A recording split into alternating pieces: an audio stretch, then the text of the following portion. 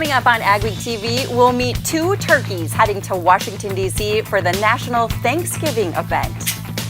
I'm Michelle Rook. What tops the policy agenda for farm groups as we round out 2017? I'll have the answer coming up. Year-end financial management is so important for egg producers. Stay tuned to learn more.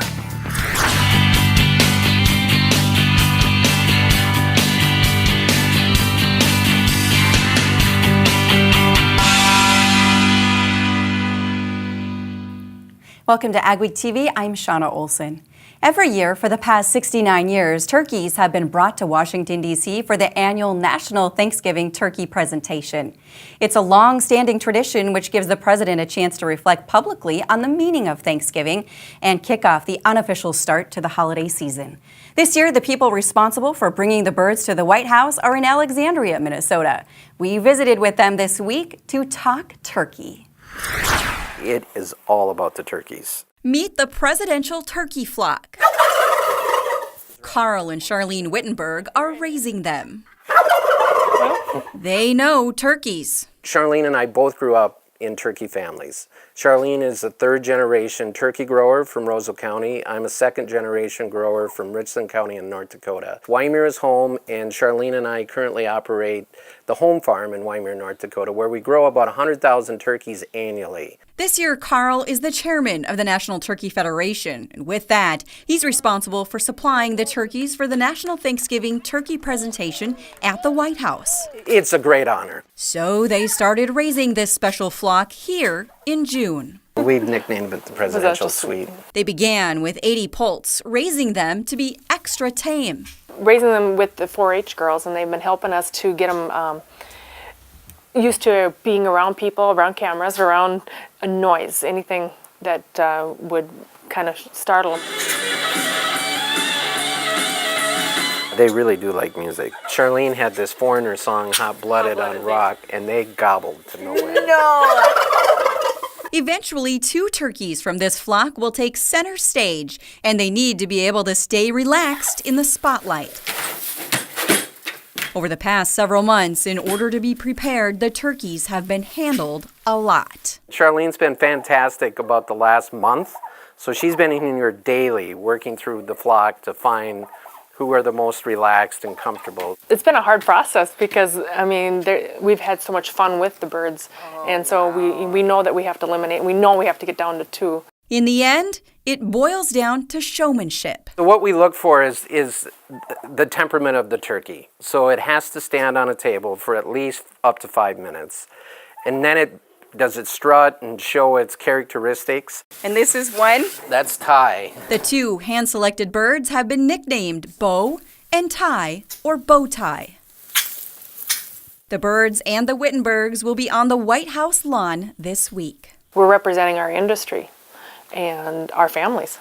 So it's a privilege. You guys look so good up there. The first national turkey was presented to President Truman in 1947. In 1989, President George H.W. Bush began the tradition of pardoning the turkey. It's been nearly a year since the new administration took office, but after a laundry list of promises, including health care reform and infrastructure improvements, they have very few wins to show farmers. So what can Congress and the administration get done by the end of the year to benefit ag? Michelle Rook asked some Washington insiders. As we wrap up 2017, tax reform and trade are the top policy priorities farm groups and farmers say they're focused on. An ongoing priority is trade, with threats of withdrawal from NAFTA as the renegotiation continues. We don't want to see a NAFTA withdrawal. That would have a devastating impact on commodity prices. You know, we export about $40 billion a year in agricultural products to our neighbors in Canada and Mexico. However, Ag Secretary Sonny Perdue says his statement about a NAFTA contingency plan was premature. If NAFTA was not successful, then it's going to be pretty damaging to our commodities, already low commodity prices. So I like to be prepared, and that was my thinking out loud. Also in queue is tax reform, with most groups favoring elimination of the death tax, stepped-up basis, like-kind exchanges, and cash accounting. But there are some concerns with the current proposals. We understand that in the House bill, anybody who has gross receipts of over $25 million would no longer be able to deduct their interest expense. Losses can currently be carried back, right, up to 5 years. The elimination of that in this proposal really limits farmers' options. There's also criticism the House bill adds to the deficit, and it's still uncertain if Congress can pass the measure by year end. I'm Sherbrooke reporting for Agweek. American Crystal Sugar Company is projecting a stronger initial payment for the 2017 crop than they made last year. Outgoing board chairman Robert Green, who farms near St. Thomas, North Dakota, wouldn't confirm reports that the company is projecting $46 per ton for the 2017 crop, minus $4 per ton for unit retains. That would be about $4 a ton higher than last year. Green says 2016 was a challenging year, and he feels they're lucky the crop came out as well as it did. And he says things are looking even sweeter for 2017. We just turned in a lot better sugar content, the 2017 crop. It wasn't a record tons per acre crop, but it was a record total tons because we had so few abandoned acres from disease. It was a very low disease year. We are optimistic that with the better sugar content this year, that's reflected in the price, and it's commensurately higher. So it's looking good. The co-op board chose not to leave any beets in the field, so Green is hoping the weather stays cold enough to keep them all frozen until they can be processed. The co-op also made history this year by electing the first female factory district board member. Cindy Paulskamp of Hillsboro was elected as one of 3 directors to represent the Hillsboro Factory District. A new film takes on the controversial topic of the safety of GMO foods. We'll take you to a local showing of food evolution. Up next on Agweek TV. Make every minute of the growing season count. Schedule your equipment for a genuine Case IH parts and service uptime inspection at Titan Machinery. Our professional service technicians have the training and experience to pinpoint and repair problems before they have a chance to shut you down during the season. Avoid the high cost of in-season downtime. Give yourself the peace of mind knowing your equipment is ready to work. Schedule your equipment today by going to uptime18.com or calling your local Titan Machinery dealer. That's Titan Machinery, providing you with genuine Case IH parts and service. Introducing the new Challenger 1000 series, tractors unlike any other manufactured by AGCO. Redefining what a wheel tractor is capable of when it comes to wheel slip, power to ground, and fuel economy. Today, it's not enough just to be tough. You've got to be smarter than everyone else, too. Contact your Challenger dealer today to get in the seat of the new Challenger 1000. Superior engineering, superior performance, superior productivity. The next generation of tractors from your Challenger dealer. At Superior Grain Equipment, we're committed to quality and service, offering you the best in grain storage and dryers for any size operation. Our experts will work with you to determine the most efficient and economical storage solution for your needs. We help protect your bottom line and your future with the industry's best bins and warranties. Make the superior choice for protection today and tomorrow with Superior Grain Equipment. If you get right down to it, what's a farmer's job? Well, farmer's job is to feed people. Farmers collectively, our job is to feed the world. At Peterson Farm Seed, we get to have a little bit bigger picture right in our region. We get to help those farmers that we work with increase their productivity, increase the yields that they get on their farms, and as a result, more people can eat.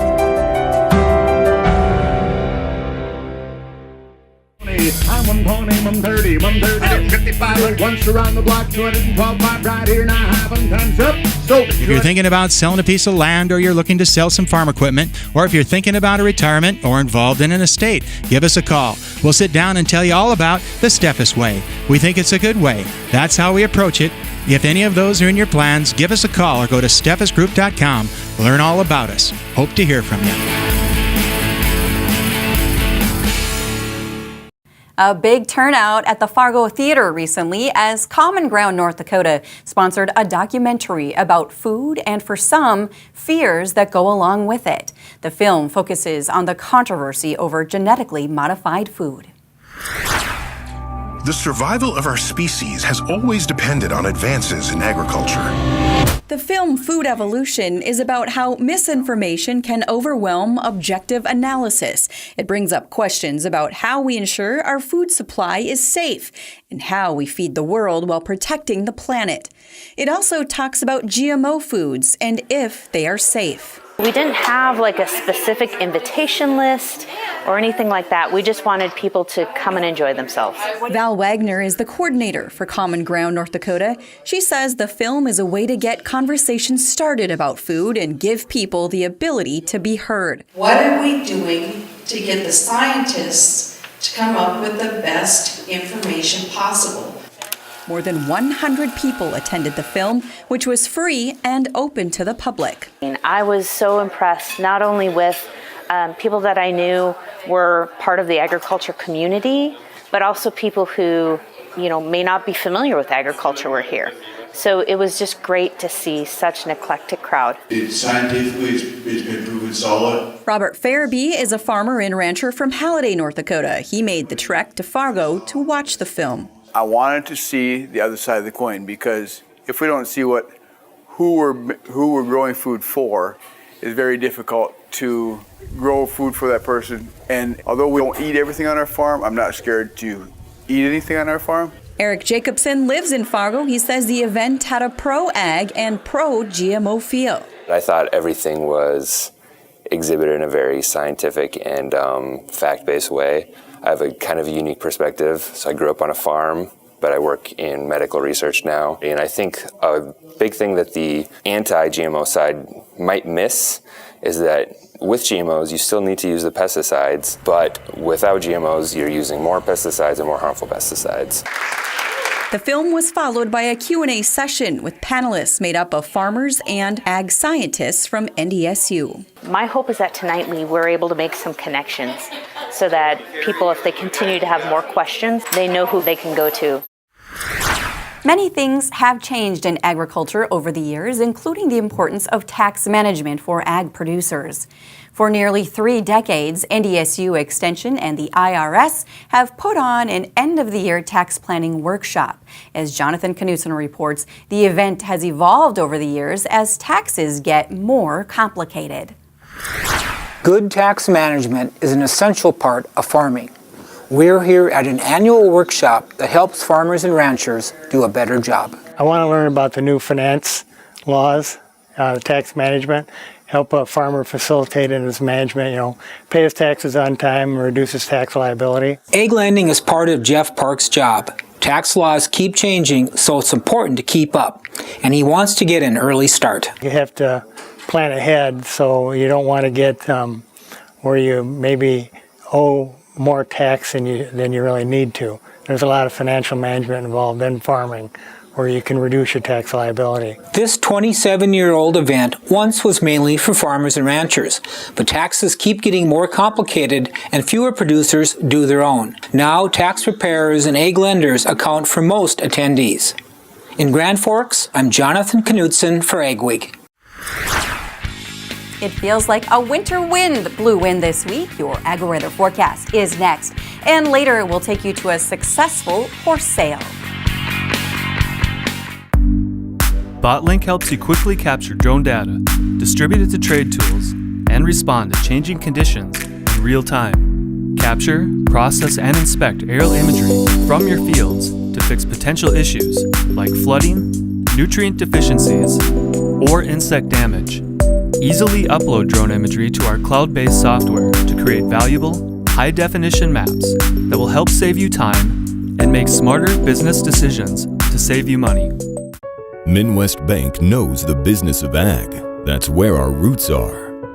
We have a commitment to agriculture and believe in the farming families in our communities. We salute these doers. Your dedication to the land powered by financial resources is what gets things done, now and into the future. Turn to Midwest Bank, where we understand farming and can keep you and your operation going strong. Doers, welcome. Martinson Ag Risk Management offers a variety of crop marketing and crop insurance packages to our customers. With over 40 years of experience, our dedicated staff works hard to ensure you get the best advice on crop insurance, marketing, and risk management. Contact Randy or any of the staff at Martinson Ag Risk Management today at 701-205-4200 or visit us online at martinsonag.com. Luckin Trucks and Parts sells quality used parts for all makes and models. With over 50 acres of trucks and parts and new inventory arriving daily.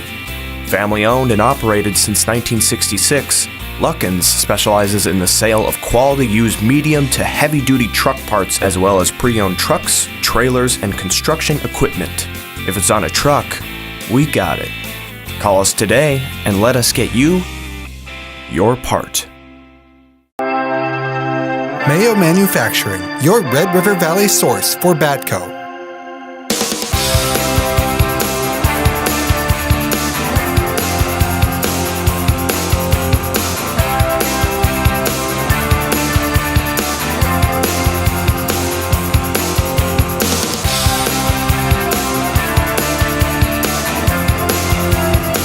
Mayo Manufacturing, your Red River Valley Batco dealer. Weather portion of Ag Week now with one of the more complicated forecasts I've looked at for a time that may have some relatively long-term implications about at least the start of the winter season. Well, it is that, almost the start of December. And so far, we had some cold weather in early November across the northern plains, upper Midwest, but it's kind of moderated a bit. It's not that cold at the moment. And although we had a little bit of snow in the first half of November, a lot of that has melted. Most of that snow is up in northern North Dakota, northern Minnesota. Anyway, so we haven't really got a full start on winter yet. And part of that owes itself to the fact that the jet stream for the moment is kind of split into two parts, which makes it relatively weak. I don't expect it'll stay this way forever. There's been some cold weather, but that has shifted to the eastern part of the country. We'll start out the first part of the week with some rain in the eastern seaboard and then just generally cool weather. There will be some rains coming into California and the West Coast this week. That's substantial. This is the big question mark, though. By the middle of the week, is the jet stream, the southern branch of the jet, going to carve out a deep low down in the southern plains? Because if it does, there'll be some rainfall in Texas. It doesn't matter that much for precipitation anywhere, but if it doesn't happen, indications are the northern polar branch of the jet stream will dig much further south, and that'll send much colder temperatures and possibly eventually set itself up for snow, northern plains, Midwest, and eastern seaboard. So that really literally could change everything. So I don't have a lot of confidence in the forecast. What I do think, though, is there won't be a lot of precipitation this week anywhere, except from time to time along the West Coast and a couple of times along the eastern part of the seaboard. Second week, now we're looking at the week after Thanksgiving. There will be a system of snow that will break off from the Pacific Northwest if the jet stream has dropped further south. Because the Texas-Mexico low doesn't form, I think whatever this turns out to be in terms of snow may come in a little further south. That bears watching. Cold weather will bring a lot of lake effect snow to the northeast, and there may be one or two snowstorms in that region of the country as well. And here's the temperature pattern, all right? Right now we're relatively mild. We'll go back to cool the early part of the week. Then depending on how that Texas low pressure area forms, we may be sort of cool northern plains, or it could become fairly cold. In any case, I do think the colder weather will gradually filter back in, especially as we head to the first week after Thanksgiving, when I do think there will be a definite downturn in temperatures across the northern plains, Great Lakes, and upper Midwest. Not necessarily all frigid, but definitely colder. There will be some favorable showers through central parts of Brazil. Argentina, favorably dry as springtime gets going there. And in Australia, La Nina means wetter weather for this winter season overall. Truflex Land Rollers. Truflex Land Rollers are designed with today's farmer in mind. With a 42-inch roller diameter, features include a heavy-duty hinge and wing lock, true roller overlap, 3-inch replaceable roller shafts, hydraulic wing steer, and more. As manufacturers, we can custom build to any size. For questions, call us toll-free or check us out online. Truflex Land Rollers, a division of Sprayflex. BotLink helps you quickly capture drone data, distribute it to trade tools, and respond to changing conditions in real time. Capture, process, and inspect aerial imagery from your fields to fix potential issues like flooding, nutrient deficiencies, or insect damage. Easily upload drone imagery to our cloud-based software to create valuable, high-definition maps that will help save you time and make smarter business decisions to save you money. We're excited to bring you the new Agweek app with useful features, the latest news and information. Get your Agweek news, weather, and the latest episodes of Agweek TV. Plus, see real-time information on the futures market and view local cash bids for your crops. Stay updated and take Agweek with you. Download the new Agweek app today.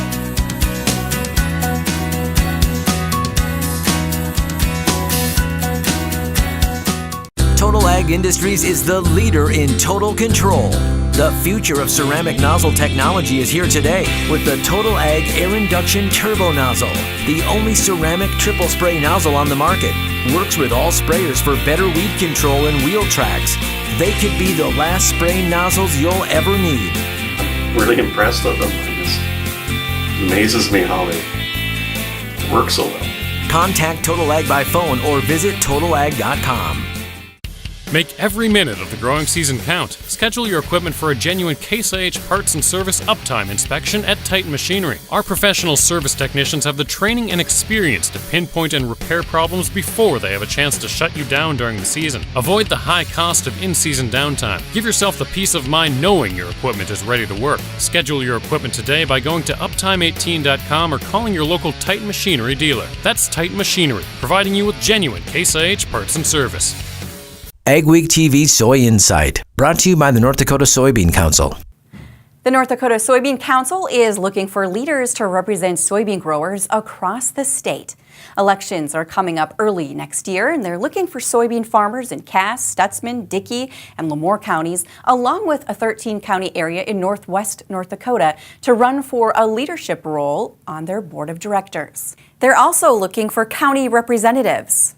Every person who plants soybean or causes soybeans to be planted with the intent to harvest and have ownership is eligible to be a candidate. And we encourage you, if you are interested, to nominate yourself. And you can do that when your ballot or nomination form comes out. They'll be in a self-addressed envelope. The process is a mail ballot. The nomination forms will go out in early January, and election ballots will be out in February. Once elected, representatives will play a big role in guiding the North Dakota soybean industry in areas of domestic and international marketing, research, transportation, and consumer awareness. The saddle horse market is staying strong as we head into the winter months. That's according to the most recent annual sale at Central Livestock in West Fargo. More than 150 horses went through the ring, and organizers say the sale went well and there was a good crowd on hand. The horse market was real good for the saddle horse end of it. For the saddle horses we had, we sold the top 5 horses for $1,350 to $2,800. And for this time of year, I guess we felt that was pretty good. Spring market is usually better on the saddle horses. Way up market on the loose horses was a little bit lower this time of year because of the abundant supply coming to town. Central Livestock holds 2 horse sales a year. The next one will be in the spring. Still ahead on our show, we want to tell you about some big honors for Agweek TV. We're excited to bring you the new Agweek app with useful features, the latest news and information. Get your Agweek news, weather, and the latest episodes of Agweek TV. Plus, see real-time information on the futures market and view local cash bids for your crops. Stay updated and take Agweek with you. Download the new Agweek app today.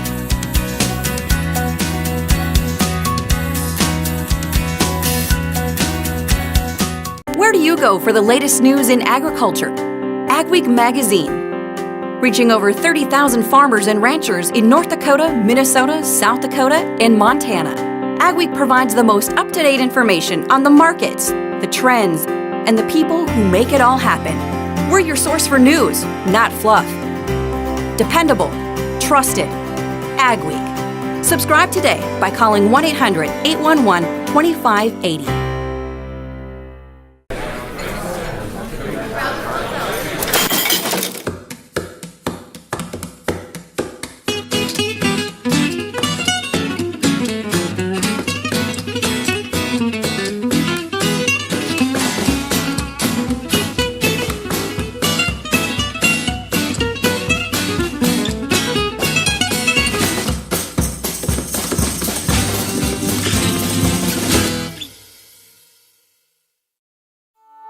I'm Jenny Garth, and as a mother of 3, I know kids worry about a lot of things.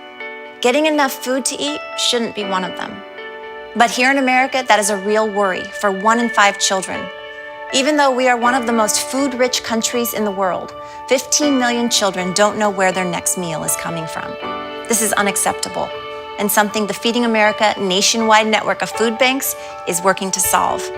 Instead of accepting that our country lets billions of pounds of surplus food go to waste every year, Feeding America has made it their mission to help families in need by rescuing this food. Through food pantries and meal programs, the nationwide network of food banks provides more than 3 billion meals, serving virtually every community in the United States, including yours. Join me in supporting Feeding America and your local food bank by visiting feedingamerica.org. Together we can solve hunger. Together, we're feeding America. American agri-women are working hard to call attention to agriculture. The group launched #AgDay365. Carolyn Zern is the president of Minnesota Agri-Women. She says it's their mission to make sure ag is thought of every day, not just on National Ag Day. She says every day they make sure to use social media to chat about ag. We have this banner wherever we go to promote Ag Day is every day. And then whoever is there listening to what our project is about, we have them sign this banner and say something about agriculture. And you'd be surprised how people, they really don't know what to say sometimes. It's as easy as, I love farmers, or I like asparagus, because everything we do every day has to do with agriculture. The Minnesota Agri-Women's Group has about 160 members. We have a little bragging to do here at Agweek TV. The National Association of Farm Broadcasting honored Agweek TV with 2 awards at its annual convention. Agweek TV received a first place award for video newscast and first place in video feature for a story I did on the McLeod, North Dakota tractor stampede. All of us at Agweek TV are grateful for the recognition, especially since we were up against some stiff national competition. We're proud of how the show has grown from a seed in just 3 years. It can now be seen in the Dakotas, parts of Minnesota, Montana, Iowa, Nebraska, and all across Canada.